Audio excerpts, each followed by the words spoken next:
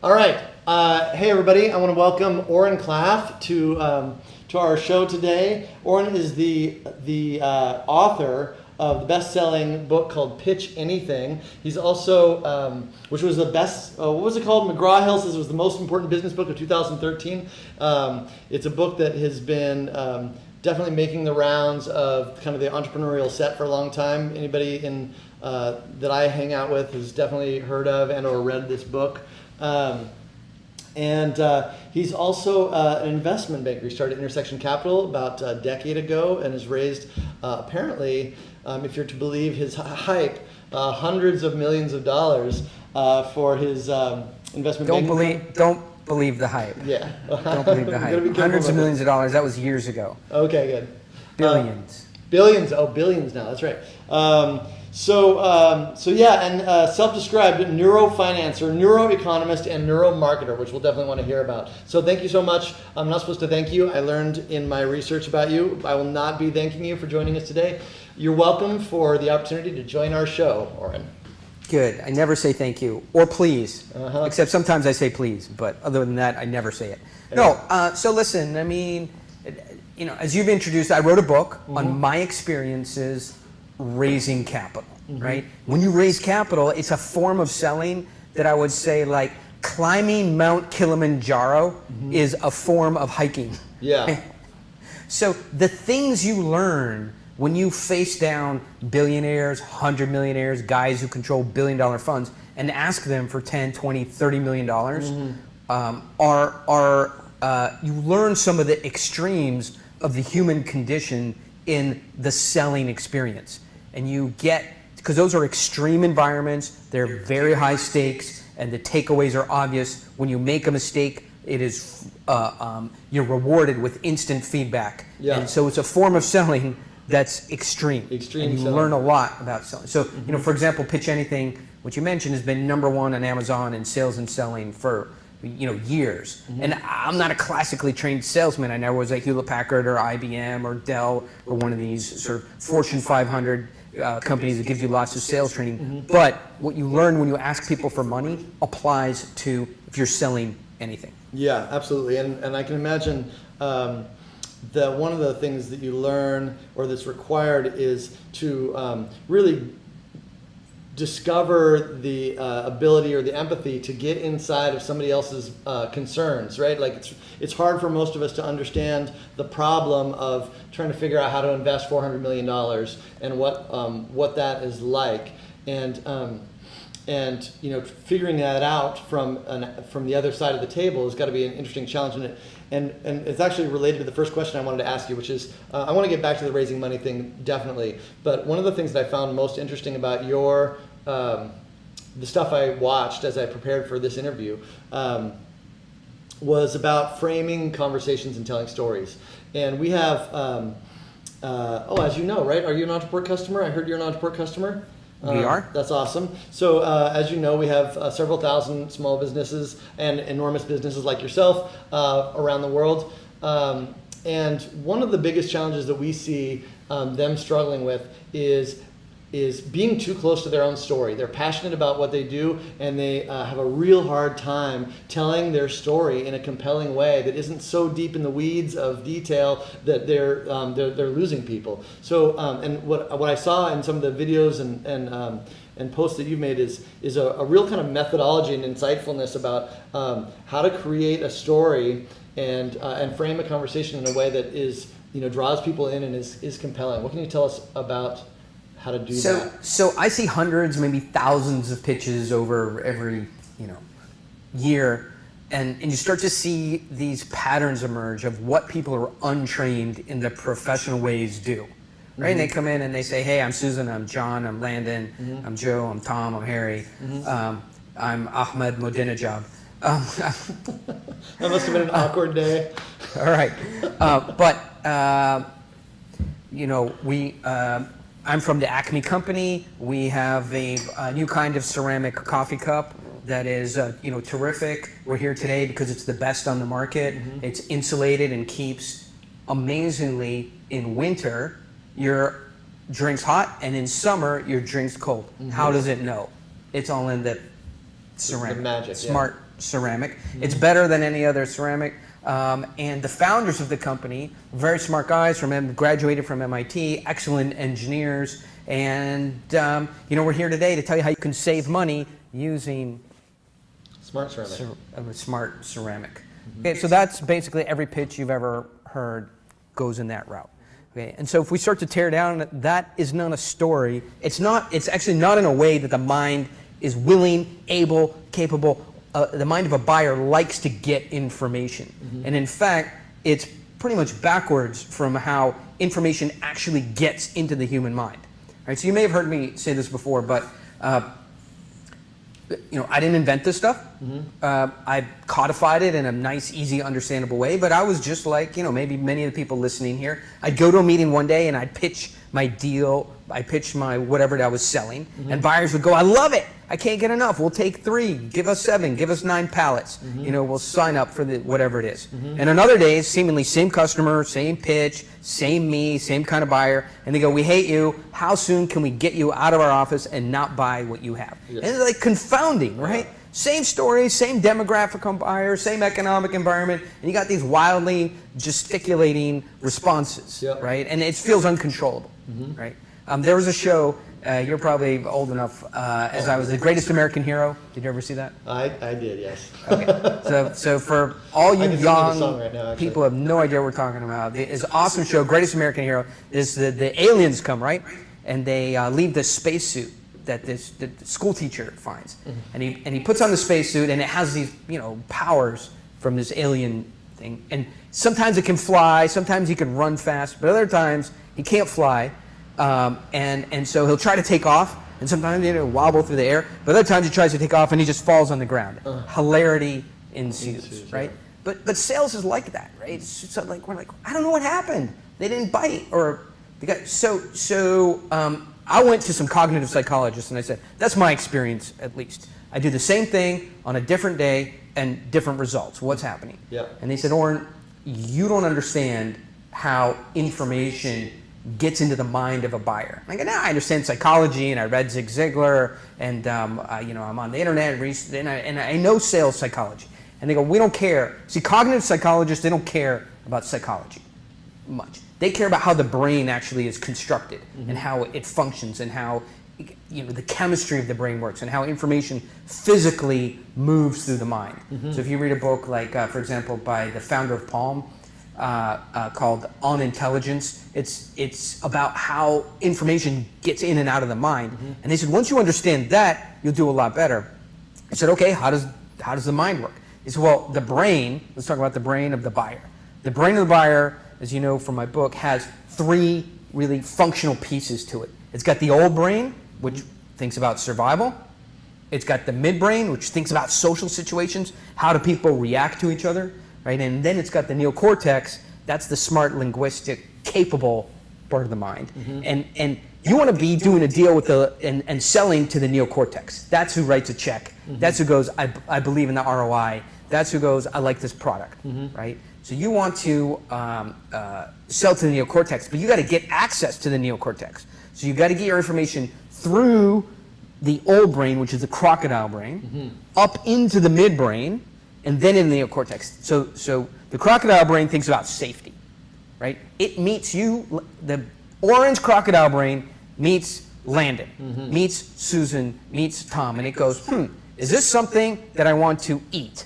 Is this something I want to mate with? Is this something that I want to kill? Those are the first filters of whatever sales pitch you're giving, right? Very, very primitive. Then it goes, okay, don't want to eat it, don't want to mate with it, don't want to kill it, it's not dangerous. I start to get involved with this situation. I'm not going to run away from it. And then it gets up into the midbrain, and it wants to know your social status.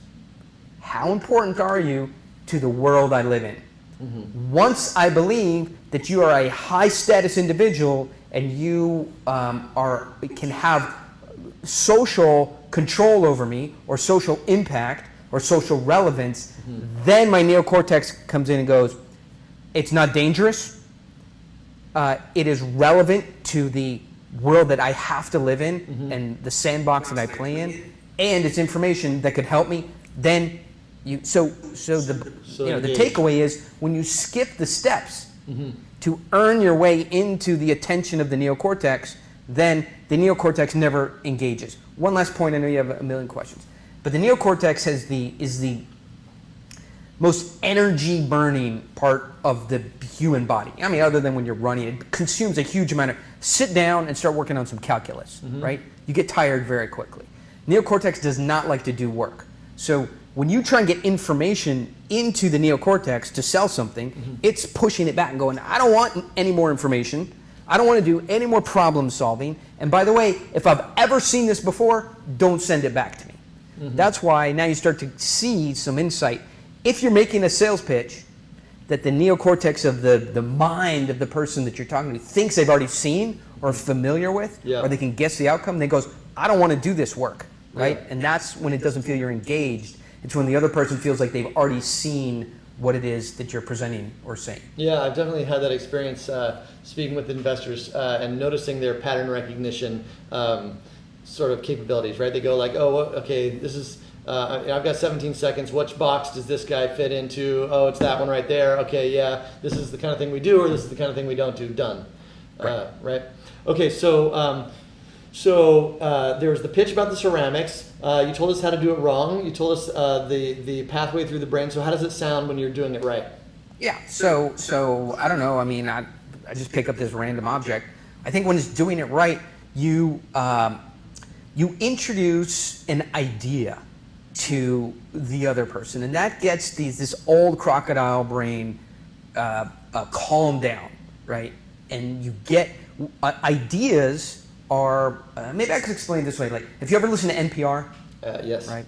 Okay. So NPR versus say Fox News. When NPR starts a I don't know news what's the difference. I don't really get it. Yeah. So NPR starts a news article with ideas, right? And then they go chirp chirp chirp.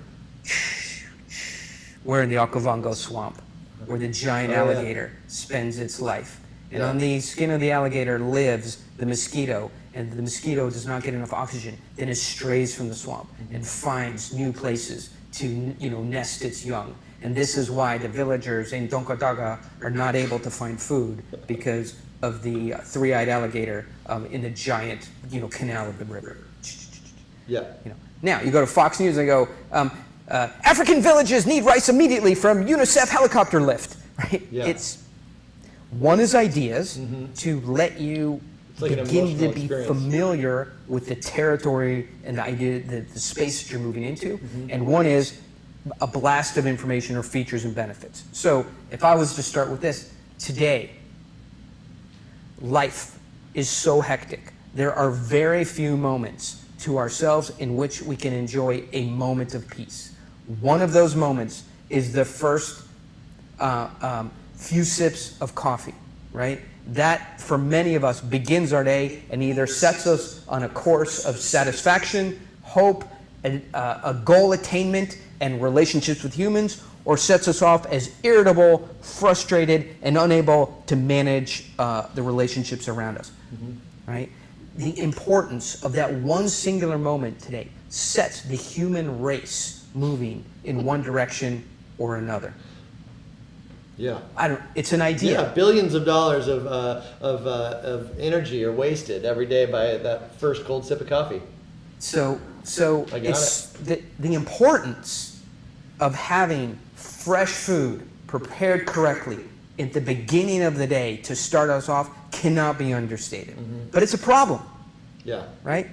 Most coffee cups, are made in China, or even if they're made in the U.S., very inexpensively, right? With not a lot of thought to the conductive properties, because it's hard to make a cup that conducts heat with certain ways, and it's expensive, it's difficult, it requires engineering, right? And it costs more. But when you achieve this singular goal, you have something that is quite extraordinary, right? So the right way to start a presentation is with big ideas. And so what it does is it calms the mind of the other person down, and it lets them know they're going to hear some new, interesting, novel things. If you just start with features and benefits, the cup is white, it's made from ceramic, it's inexpensive, you put the liquid in and it maintains its heat. Once you're done features and benefits, there's nothing to discuss but price. Right. After price, there's discounting. After discounting, there's please send the information, and then there's going to the internet to look for a cheaper one. Right. So starting with an idea, and so there's so many great things that come from starting with an idea as opposed to features and benefits. And it lets the buyer know that you're not a typical salesman that is just going to go on the attack and promote their own product. Right. With exception to what your needs are. When you start slowly with an idea that's interesting, new, novel, engaging, capturing the imagination of the buyer, it lets them know that they're in the hands of a professional, right? And that it's a peer, that it's not that you're a salesman and I'm a buyer, right? So now we move into selling strategy. If you convince the buyer that you're a lowly salesman pushing features and benefits, and he's the important person in the relationship that has the money and can give you the purchase order, right? Then there's a social imbalance. Lowly salesman, buyer that controls the money. And now you're constantly trying to earn the respect, the attention, and the wanting of the buyer, right? So if the buyer believes that you are both socially equal, or maybe that you're even of a higher social status than him, then he wants to earn up to your peer level. So instead of you low, the buyer high social status, you low social status, you want to bring that in alignment. Make sense? Yeah. So let me just pause you right there, because this is I can feel like we're moving through the process here, but I just want to nail down that last thing a little bit. One last point, and that is the kind of the example you just gave of the coffee cup. And the pitch that you gave sounded a little bit Shark Tank-esque, right? And it's probably the world that you work in all the time, right? People coming to you with random idea from left field, random idea from right field. It's just what are you doing? Oh, I'm selling coffee cups. Okay, cool. For the people we talk to every day, and for the people that our customers talk to every day, they're not having that experience, right? They are, when our phone rings, it's from somebody who already has a clue a little bit about what Ontraport is, for example, and we're not going hey, we're here today to talk about business and marketing automation. So what is that idea? And the reality is that they're very often, once they're on a demo with us, they're going okay, I get what you guys do more or less. I want to talk about features. So how do you take that and go, Mr. Prospect guy, we're not doing features right now. We're going to talk to you about my coffee cup and the big idea behind this. What does that sound like? So I picked the coffee cup, and then maybe it's not a good example, but it's a simple example, right? Let's use Ontraport. Because there's not much changing. So the solution is to introduce change in the idea. Watch. Okay. Today, in marketing, online marketing automation, right? The pace of change is so dramatic, right? That you could pick a tool that would be obsolete 6 months after you adopted it. Okay. So the important thing today, in today, when you select a tool, it is not so much finding a feature and benefit set that you love, right? It is finding a company that you believe has the resources and skills to adapt to this changing environment over the next 5 years, 10 years, 15 years. That's how you think about marketing automation today. Not features and benefits, because those come and go by the minute, by the hour, by the week, but by company. And when you find a company you love, you stick with them forever. Now watch, I didn't say anything about Ontraport. I didn't say anything about Salesforce. I didn't say anything about Oren Klaff's cheeseball marketing automation software that was made over a weekend. I just said, this is how you think about the world we live in. That's an idea. And it's completely reframed the conversation from, what does it do to this other conversation about oh gosh, I didn't think about, this other sort of conversation, right? So now we need credibility, right? So we've introduced an idea. And you get credibility by explaining how hard it is to keep marketing automation current. So this is a huge takeaway. Until somebody understands how hard it is to deliver what you do, they will constantly look for alternatives and for discounts. Yeah. All right?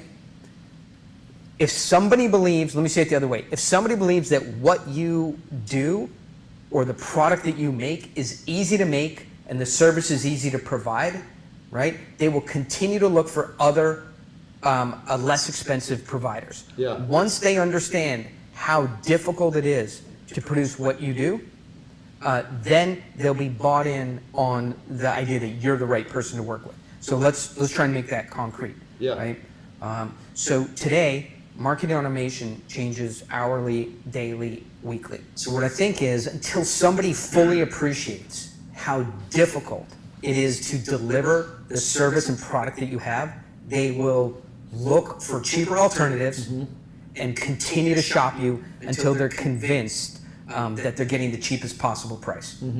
So it is, for me in a presentation, and I will tell you, if we have a slider here, if you think about the start of the presentation here and the end of the presentation here, all right, I introduce features and benefits probably 70% of the way through the presentation.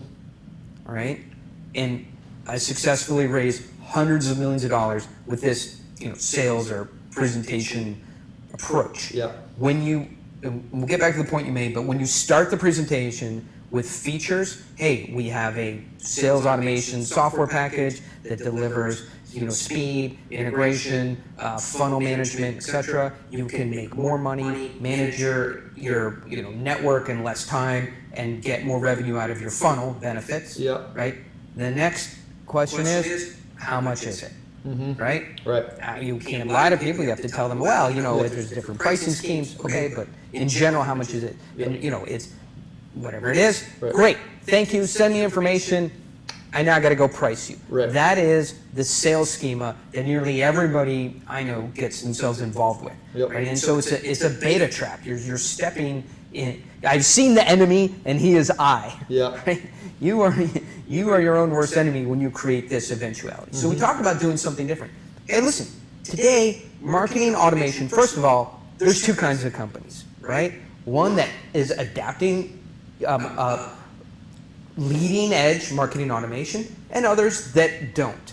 Okay? There's nothing wrong with companies that don't adapt it, learn it, implement it, but they're going to be the backmarkers in their industry. Right. The leaders use marketing automation. Yeah. Okay? You can't talk to me about one of the Fortune 500, the Global 2000, the Fortune 5000 that haven't made very, very large investments in this area. Right. Okay? The competitiveness in the New World Order, people might use us, they might use somebody else, is about marketing automation.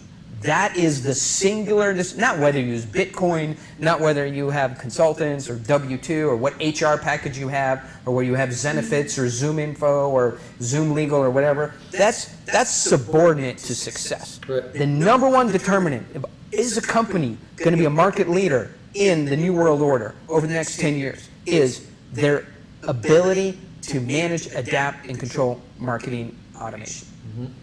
Okay?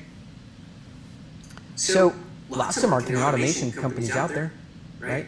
Matter of fact, in the time that we've been talking, 2 have started, and 1 of them have gone out of business. Which is definitely true. And I invested in 3 of those. Look, John, Susan, Sally, Mr. Buyer. A marketing automation company can be started in a weekend hackathon, all right? Start the weekend with an idea, and at the end you can have a pretty decent market automation platform, right? That, however, is and it could have lots of interesting features, maybe even features more advanced than we have, who knows? The issue is that is not a platform you could put your business on, right? And I'll tell you why. The programming the features and benefits, yeah, it takes dozens of engineers and thousands of hours and millions of dollars. But the reality is these little APIs that carry information in and out of the internet must be maintained, and they change constantly, right? And so it is it is one level of challenge to write the software, but it is unbelievably difficult. And the number of companies, by the way, that have written software, can write the software, or will write the software, let's call that 100. What? Landon, you have 100 competitors, right? Now, managing the thousands of APIs or application protocol interfaces that transfer data in and out of the internet, right? Now that's incredibly difficult. And I can tell you, the companies that can manage, and you need those APIs if you're going to automate your software.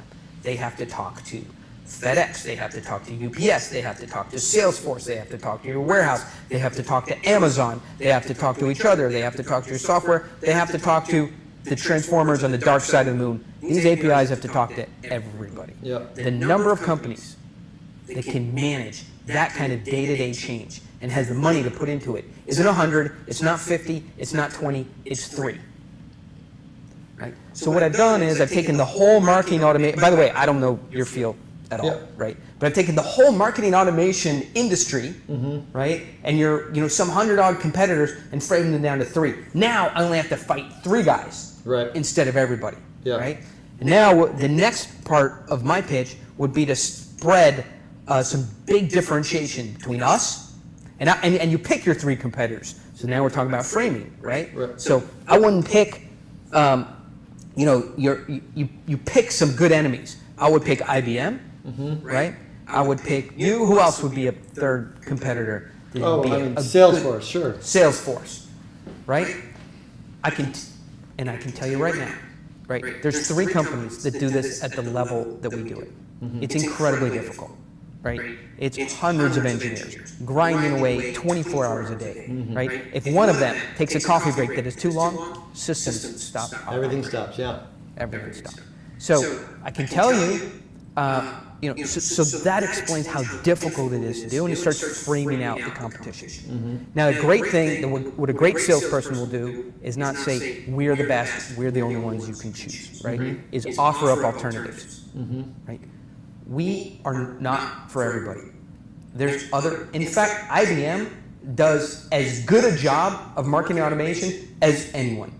And by the way, we love those guys. We go to conferences, we sit at tables with them, I speak on panels with them, right? Great guys, they have a good product. And by the way, if you're a multinational Fortune 10 company, go with them.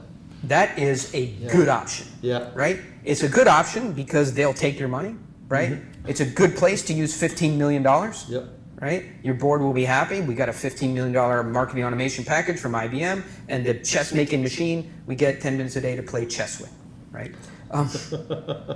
And they do a good job. And by the way, Salesforce, that's a good platform. Matter of fact, we use it ourselves to manage our gardening equipment. and in some ways, people come and tell me, we're using our Salesforce platform, and I say, that's cute. Right? And so you reframe them as what they're good at. But if you're a small to medium enterprise, you have $25,000 to $75,000 to do marketing automation over the next 2 years, right? That's a decision where you need some help. You need somebody who can move quickly, who has customer service, who's highly responsive, and has the experience, not dealing with Fortune 500, not dealing with the 75,000 or 750,000 customers at Salesforce, but somebody has experience dealing with hundreds of companies exactly like yourself and is built to manage that kind of platform. Right? So now, we haven't talked about features and benefits at all. We're just sort of reframing the competition. Right. Now, I think it's very important to describe what we have in a very straightforward way. This is where I see nearly every salesperson step on their tail. And I'm using the word tail euphemistically. Yes. Okay. So almost no salesperson or marketing person is able to describe what they have without selling it. Okay. So what I'd like to have people do is put on their hat Wall Street Journal reporter hat. You read a Wall Street Journal article about a product. They don't sell you the product. They describe it, and they give you fairly reasonable perspectives. They show both sides of the pancake. Okay? So after saying, because what you're trying to do is get some trust from the buyer. Now, you're not going to get trust because trust takes a long time in human relationships. Okay? So set that aside. that you're going to walk in a room where after done some email with somebody, get on Skype, get on the phone, had some basic Skype interaction, right? That you're going to somehow have them trust you. That is not going to happen. They're going to be skeptical in a new relationship. Haven't done business together. Yeah. Yes, you provided some references and maybe you know each other, but trust takes a while to build. So what you need is status, right? Status is a good replacement for trust. Yeah. People will believe you the higher status you are, right? And so by describing what you do, why it's valuable, the company, your relationship with your competitors, without selling aggressively, you're raising your status. Almost nobody can do that. Yeah. That is a highly developed executive skill set. Yeah. And it raises your status above the sort of regular run-of-the-mill salesperson. Right. All right. So at this point, what I like to do is describe the product in very objective terms without promoting it. You'll get to a point where you can sell like hell. But if first somebody understands what's going on, how things are changing, where you sit within the way the world is changing, and they perceive you as an expert by understanding what the competitive products do versus what you do, and by you offering up, hey, if you need that competitive product, then I'll let you go, and you should go buy that product. We won't interfere with that decision. But if I think I understand you well, right, I think we have a solution for you. Because what we do, small to medium business, better than anyone else. Let me tell you what we have. Okay? Then we get into the features without the benefits. So you hear features and benefits, features and benefits, features and benefits, right? But if you see salespeople pitch, they go feature benefit, feature benefit, feature benefit, feature benefit. So I never learn what it is without being sold it. Right. Because benefits sound like sales. Yeah, benefits is sales. Okay, so we go back to the cup. I just want to know what it is, for God's sake. Okay, Yeah. so a typical salesperson will say, it's a beautiful off-color white, which is pleasing to the eyes. Hey, I'll decide if it's pleasing to the eyes or not. Just tell me what color it is. Yeah. Right?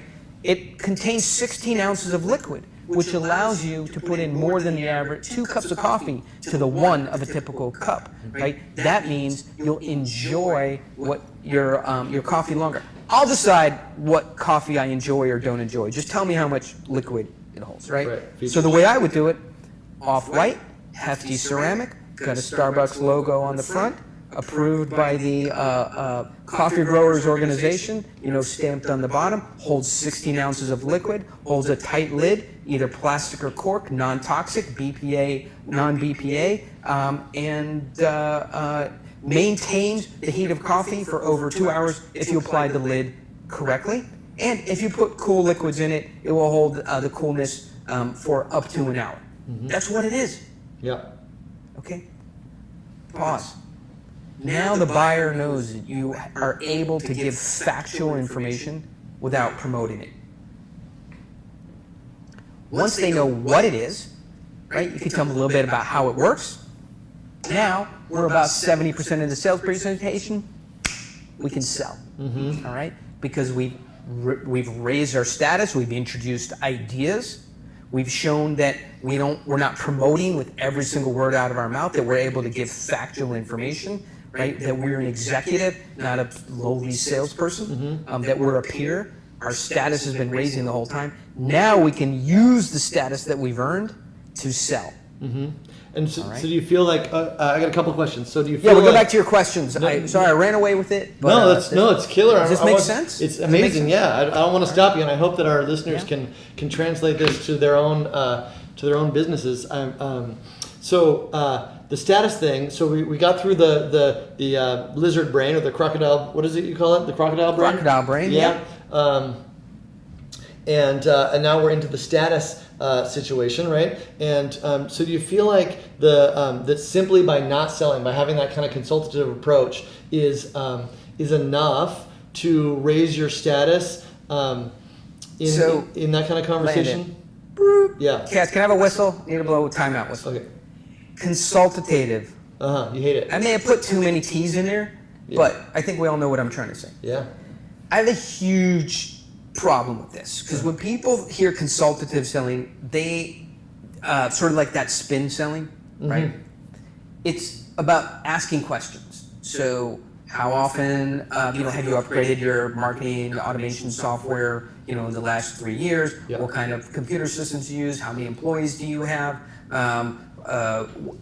Is your network in the cloud? How many petabytes of storage, do you annually? Where do you have your storage off-site? How many customers do you have? How many customer records do you have? How often do you refresh that? It's exhausting for me to tell you everything about my business when I came to this meeting to learn about things that would make my business better. Yeah.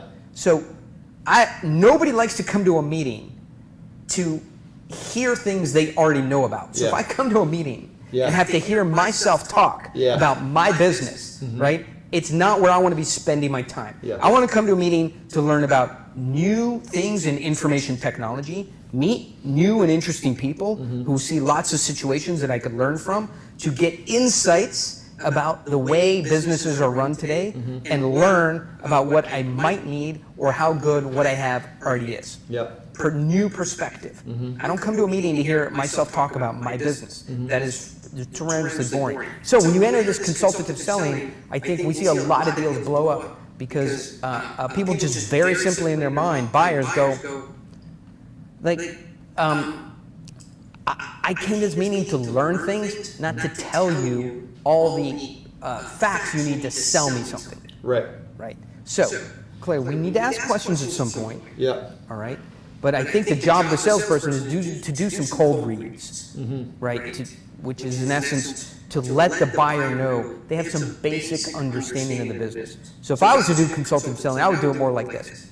I'm looking at your business, something like 250 employees, 250 employee plumbing business, probably has 15 guys on the sales front. Am I about there? Yeah. Okay, so 15 guys are probably managing 750, customers, prospecting another 2,000 at one time. Is that about right? Yeah, so data entry is taking you 3,000 hours a year, and if you could speed that up, you'd save $500,000? Am I in the ballpark? Yeah. So if you could do that, right, then all of a sudden then the buyer will start to fill in. But just to go into consultative selling and asking a ton of questions and and sort of filling out a questionnaire, I think is full of minefield and booby traps and mines in that field. Yeah, but you pointed to this sort of process where you said it's challenging for salespeople to have this sort of conversation that I mislabeled as consultative.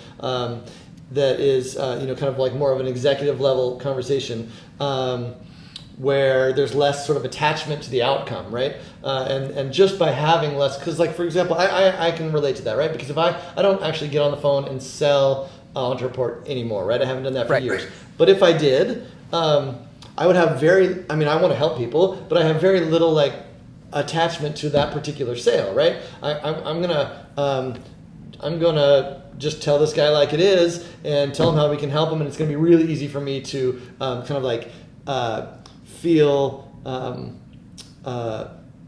to be able to let that conversation just go wherever it goes, and if it's a right fit, it's going to be a right fit. Whereas my salespeople on the phone, they may be, they have a certain number of sales that they want to make because the guy next to them made more, or they're brand new and they want to show that they can do something, and every phone call kind of means something, right? So there's a natural tendency there's a natural sort of ability for me. It's not that I've got any sales training. It's just that it's easier for me because I've already got 5,000 clients, and this one doesn't change my day, right? So I guess the question is, is that all you got in terms of shifting the status balance? Because we have a lot of customers, for example, who are relatively new. I have one of the things we love to see here is our own employees kind of running off to start their own businesses. And one of them is just doing that now. And he emailed me and he said, "Hey, Landon, if you were just starting out, what would you do?" And it's a little bit of a tough question to answer because I'm not in the same position that he is. Because I'm going to go sit into any conversation and say look, I'm a 4-time Inc. 500 award-winning CEO. I've won Outside Magazine's Best Places to Work. It's easy for me to have a certain kind of status in any conversation. So the salespeople need to replicate that. Yeah. Right? So what you want, and that is called non-neediness. You're going into these sales situations without neediness. Neediness kills deals. Once the buyer perceives that you need the sale, they own you and will start to control the pricing and make your life miserable. Yeah. Right? So we have to eradicate neediness from our entire presentation. Yeah. The way that I have discovered to raise your status and get rid of neediness is to have a presentation like the one we've been talking about that is so mellifluous, magnificent, entertaining, fresh. It's almost like you're watching a one-man, Mike Tyson show. Yeah. You're watching a little comedy skit. I mean, it's not comedy, but you're watching It's a show. A mini show. You're Yeah. like, whoa. And when I do that for the deals that I'm in, people are like, whoa. Like sometimes they applaud. And then there's a sales presentation. Yeah. I've had a board of directors applaud. And the chairman of the board goes, stop applauding. Right? It's a board meeting. We don't applaud our vendors. Yeah. Right? They go, that was an amazing presentation. And they go, can we see it again? Right? So when you have a sales presentation that the buyers go, that was beautiful. I would love to see that again. Yeah. Right? That is because you have a narrative arc that is comfortable for the mind of the buyer. It's not features, benefits, price, trial close, overcome objections, close. Right? It is a beautiful story about the business that the buyer is in, what the options are, how you fought to build a product that is your company did that's amazing, what the solution you have is. So when you so we're talking about neediness now. Yeah. When you give that amazing presentation that just blows the buyer's back in his chair, knocks him out of his socks. They go, they laugh, they cry, they go, wow, that's so interesting. You go, they wish they could tell their own story in that way. Yeah. Your status just went boom, right? Boom, yeah. And then you go, so you can see why we're so busy. Yeah. Okay. What I am here to do today is learn.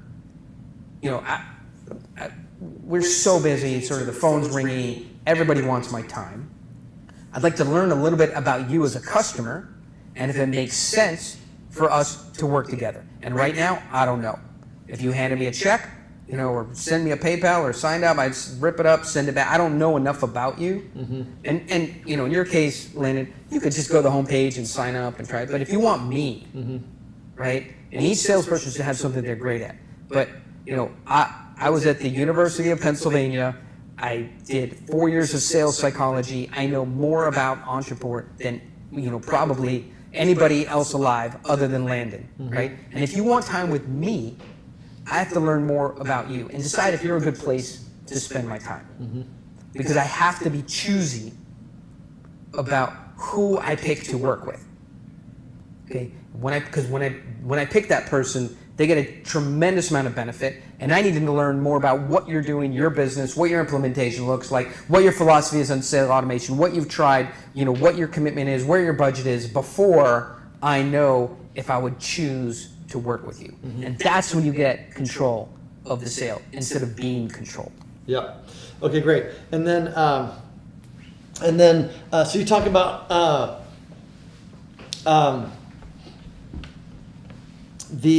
one of the things you talk about is prizing yourself, and you started to talk about it right there.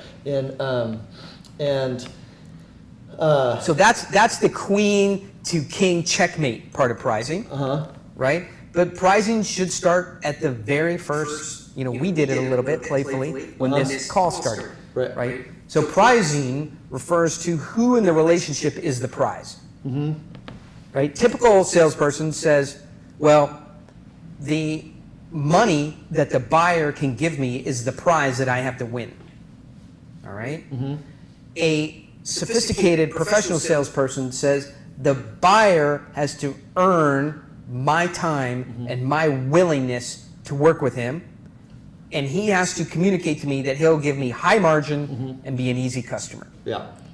Right? So I'm the prize. Because why would I want to spend time with the customer that's going to be a pain and give me low margin? So we start laying the groundwork that we're not needy in the first 10 seconds. Right. Not in the last 10 seconds. When you do it in the last 10 seconds, people freak out. It looks like a sales trick, yeah. Looks like a sales trick. So the other thing I've seen you say in other interviews is that another way to appear not needy is to actually not be needy and to have a big, wide, full funnel of prospects coming through the door. So you actually have a full schedule, and you got, look, if this isn't the guy, then it's the next guy, right? Which makes great sense. But if you don't have that, and I'm not sure I touched on this very much but you guys are so sales focused, it's to build a time constraint, right? If you think about it, most salespeople, your competitors, if they get on a Skype call with me, they'll stay on the call for 2 hours if I will. Yeah. Right? They'll stand on for 2.5 hours. Hopefully your guys will go, listen, I've got 27 minutes. Right. You came to this call 5 minutes late. That's on you. Yeah. You lost 5 minutes with me. Yeah. Right? You should not have done that because I know more about sales automation than just about anybody you'll ever meet. But you've got 27 minutes left. Let's take advantage of the time you have. Yeah. Okay? That's pricing. Yeah. Right? Where you start to shift who is the most important person in the relationship. That's the start of it. Okay? And a time constraint communicates to the buyer that you're not like a typical salesman who's just going to hang around for an hour and a half, or however amount of time. That your time is as important or his, or maybe more important. Right. So a time constraint is critical to the not being needy, because people who are not needy, have to leave meetings at a certain time and go to the next one. Right. From raising money, right? Venture capitalists, they're great at that. Hey, Landon, looks like it's 10:59. We got about 60 seconds left. If you'd like to wrap up, or have any other comments, but I have another call to jump to at 11. Yeah. And they're gone. Well, that's just right? reality. Yeah. Very good managers of time. And so salespeople need to have that same discipline, to communicate non-neediness. Yeah. Absolutely. So now let's talk about filling the funnel, because you also, like we said, you're an Ontraport user. You're sending out emails, and there's something about the nature of sort of like email and follow up, and honestly, I actually have another question for you that I wanted to ask later, but you're doing a lot of videos, you're doing a lot of interviews. I'm kind of curious about like why you're even spending your time doing that, because you're in this other industry. But how do you kind of like fill the funnel with marketing in a way that doesn't have you come across needy? Because like the reality is, you talk about Warren Buffett and Brad Pitt are people that have built-in status, right? But Warren Buffett and Brad Pitt aren't doing email marketing. Okay. All right. Huge topic. Yeah. So first of all, I do a lot of outreach. So I'm an investment banker. I help companies raise money so they can grow faster and more smoothly. All right.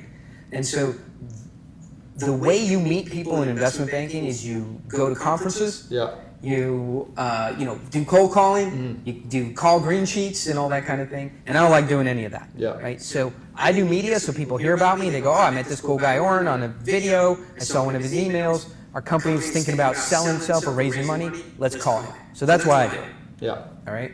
And it's fun. Yeah. All right. So, but in terms of filling the funnel, right? I think the quality of the pitch will impact how many people are in the top of the funnel. All right? That's why we don't focus at all on closing. We don't know any special closes, right? Yeah, here's the best close I have. Press hard, Landon, 5th copy's yours. I mean, this is a close. I go, I don't know, let's do some paperwork. And the buyer goes, okay. I go, I don't know, we'll produce a contract, or you can produce one. I mean, it's like in our closes, you would look at and go, that guy is not a top 50 salesman of all time, but a bottom 50 salesman at all time, right? If you saw the way I close, right? That is because we pitch properly at the beginning, eradicate neediness, raise our status, and tell the buyer they have to prove to us why we would work with them. So that's why I don't have a close, right? So if you pitch better at the opening, the top of the funnel gets more full. And now, as we've been talking about, you're not needy because you're busy working with lots of people.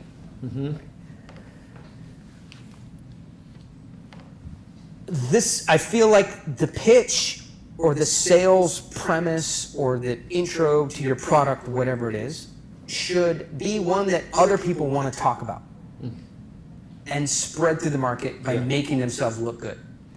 That's how it makes themselves look good. So let's say I'm raising money let's say I'm raising $50 million for Ontraport. Mm-hmm. I put together a pitch that feels not so much like a sales deck for Ontraport, but a Gartner report on the sales automation industry with the flavor of Ontraport. Mm-hmm. So now attorneys see that and they go, man, this is so interesting, right? And they pass it around to their venture firms and their clients and their billionaire buddies and go, you should read this. Mm-hmm. You're going to learn a lot about this industry, right? And this company is doing some really cool things, right? So to the degree your pitch is interesting, it's somebody or your sales, premise is interesting, and people see it and they pass it around or they show it to their friends and they engage with it, top of the funnel fills up. The other thing is the right amount of information at the right time. I see most salespeople at the beginning of the call give, on the first call, at the beginning of the call, give the whole everything, right? But that's not how buyers buy. That's how salespeople want to sell, to be efficient. That's what I would call sales efficiency. It's not what I would call the buyer's process. So think about yourself as a buyer, right? What do I want? I want a short email with something that's interesting, right? I mean, if we're talking about sales automation, right? So sales automation turns out used correctly. The right sales automation pick used correctly can mean 30% more profits. Okay? According to every Fortune 500 firm, 500 out of 500. All right? So I don't know. I need to spend some time with it, but short. All right? Then, I'm interested to learn more. Okay, so then we don't send white papers and PDFs and websites and interviews and demos, and it's overwhelming, right? All right, let's do a 6-minute call.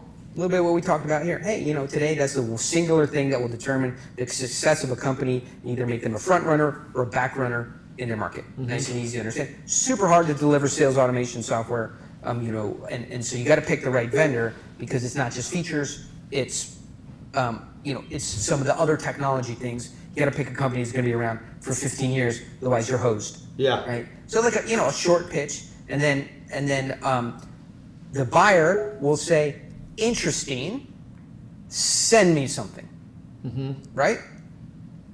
So short pitch. Nobody's going to buy without going, "Send me." I need to see the things you say, the things you said, in black and white.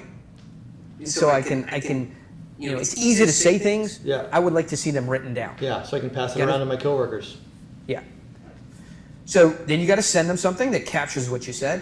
Then you can come back around and set the pitch meeting where you give the pitch and can demand a decision, right? Decision doesn't have to be by today, but look, you sent out an email, you worked with someone, you gave them a 6-minute pitch, they asked for additional information, you gave them good quality, clear information. You've done everything right, fairly, the way normal business people do, right?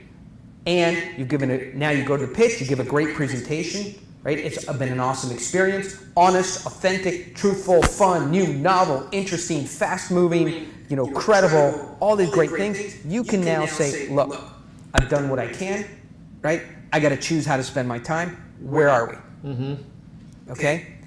And so if you do all that right, then you can demand some clarity, right? If you sell the way that buyers buy. Again, short email, quick phone call, follow-up information, logistic for a full pitch meeting, and at the pitch meeting, expect some guidance on where we're going. That's what I think fills the funnel full and lets you manage your time well and eradicate neediness, if that makes sense. Absolutely. So we are coming up on our hour here, and I want to respect your time. And I'm particularly curious what you have in terms of resources for people who want, this is great. The information you gave was amazing, and I can sense that there's going to be people who want to like dive in more to, I think there's going to be people who want to hire you to write their story, including me. But in short of that being available, what do you have that we can point people to kind of get like any kind of step-by-step process for creating this this presentation that's going to be a little show for themselves?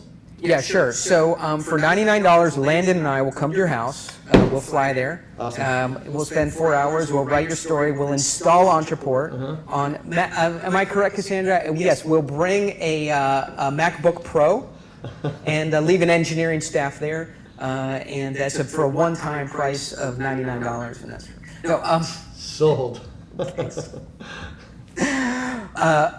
what I think you should do if you're listening to this and some of these things make sense to you, you'd like to do more of this. Let me get you fill in the blanks. Number one, go to pitchanything.com, and we got just a ton of these, this information, this interview, hopefully will be up there, and you can get some more color and fill in the blanks on the things we talked in today. Right? The second thing is if you haven't bought Pitch Anything, do that. I wrote the book, I still read it. It's a blueprint, it's a manual for how to do these things well, all right? So those are two things, pitchanything.com and buy the book, Pitch Anything, and then of course, we'll see where it goes from there. Awesome. Thank you so much for your time. I really, All right, I'm not supposed to thank you, but really We'll see appreciate you it. soon. Yeah. Yeah, thank you.